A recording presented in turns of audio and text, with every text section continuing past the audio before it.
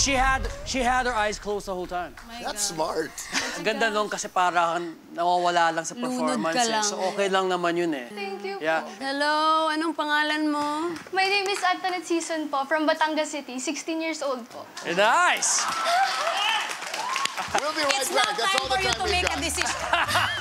We're done. Thank you Bill so much. Forward Forward na. I like We're it, done. man. Thank you so You're much. thinking of time. Oo, nagmamadali, may sinaing sa bahay. Baka abutan ng ulan ng mga nakasampay na mga damit. Antoinette, I'm the only one hindi umikot. They probably heard something I didn't hear or could not hear. But I'm just so happy for you because whoever you choose, bagay na bagay sila sa'yo. Yung style mo, yung singing, yung powers of your voice, and then being able to bring it back the way you did, yung storytelling mo, they both can give justice to the talent you already have. Antoinette. Mas social pagkasabi niya ng Antoinette pa ngayon. Antoinette. Yeah. Oo, Antoinette lang, coach, hindi Antoinette. Umikot ako agad, no? Like early on in your performance, I needed to watch this na. Kasi I needed someone to lift me up. That's the healing power of what we do. You talk about being an introvert. That's something I've worked with personally and I've worked with on my team. We pride ourselves, Camp Kawayan, for the past ilang seasons na as being a house of artists, a house of kids, teens, adults na hindi kami, baka they don't see themselves fit in sa ibang lugar. Pero sa bahay namin, at home sila, at peace sila. So yun ang gusto ko lang. I want you to be at peace with your decision. I would like you to be a part of Camp Kawayan. Antoinette. Ang social naman ang pangalan niya, Antoinette. Oh my God. Ay, nako, sana naman tayo sa mga ganyan. Nako. Ganyan, na-appreciate ko naman. Na-appreciate ko na, umikot ako, pero ilang beses na kasi umasa ako, tas hindi naman din pa rin ako pinili. Ilang beses ka na sumali ng singing competitions? Actually, first TV singing competition ko po to. Aside sa sumasali po ako sa mga amateur singing contest sa school. Pero yun nga po, never po akong nanalo since may struggle po dahil introverted po ako and mahiyain po. Ayun. That's why she had her eyes closed the whole time.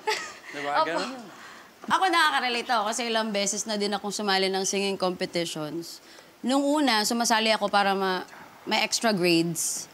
Pero, Same po. right?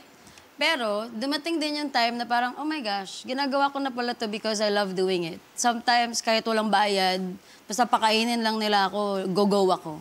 Kasi sobrang na-enjoy kong mag-perform on stage. Na-enjoy ko na pag bumababa ako, may mga tao na lumalapit na, alam mo, na-inspire ako dun sa performance mo. Parang yun pa lang eh, kahit hindi ka manalo, the fact that you get to inspire people with a thing that you love doing, sobrang ano na yun, sobrang parang winner na yung pakiramdam. Yes po.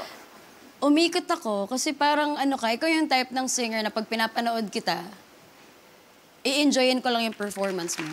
Hindi ko na masyadong hinimay yung mga ginawa mo. In-enjoy ko na lang. Kahit nakasara yung mata mo, there was a connection. Ramdam ko. You were just pouring your heart out there. Hindi mo na inisip to na parang kumukontest ka. You were just being you.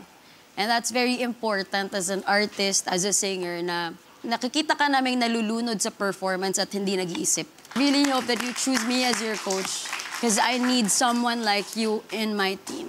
Thank you. Congratulations. Are you ready? Here we go. Come on. All good. Ang pinipili ko pong coach na feel ko po is mas matutulungan po akong maaral po yung boses ko and mas fit po sa genre ko is si Coach. Big card down.